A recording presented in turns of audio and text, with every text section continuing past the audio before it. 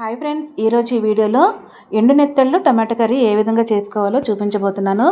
దీనికోసం ముందుగా ఒక బౌల్లోకి 2 గుప్పిళ్ళు ఎండు నెత్తళ్ళు వేసుకొని వాటర్ వేసి 15 నిమిషాలు నానబెట్టుకొని శుభ్రంగా వాష్ చేసి పెట్టుకోవాలి. ఇప్పుడు స్టవ్ పైన కడాయి పెట్టుకొని 2 టేబుల్ స్పూన్ల ఆయిల్ వేసుకోవాలి.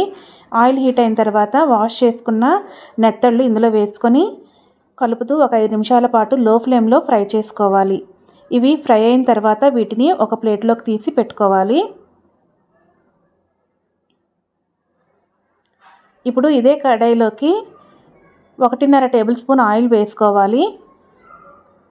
ఆయిల్ హీట్ అయిన తర్వాత 1 టీ స్పూన్ జీలకర్ర, ఒక 3 పచ్చిమిరపకాయలు, 2 మీడియం సైజు ఉల్లిపాయలు సన్నగా కట్ చేసి వేసుకొని కొద్దిగా కరివేపాకు వేసుకొని ఫ్రై చేసుకోవాలి. ఇవి ఫ్రై అయిన తర్వాత ఇందులో 1 టీ స్పూన్ అల్లం వెల్లుల్లి పేస్ట్ వేసి పచ్చివాసన పోయేంత వరకు ఫ్రై చేసుకొని 2 మీడియం సైజు టమాటాలు ముక్కలుగా కట్ చేసి వేసుకోవాలి. ఇప్పుడు ఇందులో 1/2 టీ స్పూన్ పసుపు, 1 టీ స్పూన్ కారం, రుచికి సరిపడా ఉప్పు, 1 టీ స్పూన్ ధనియాల పౌడర్, 1/2 టీ స్పూన్ జీలకర్ర powder, 1 teaspoon garam masala powder వేసి కలుపుకొని 2 నిమిషాలు లో ఫ్లేమ్లో కుక్ చేసుకోవాలి.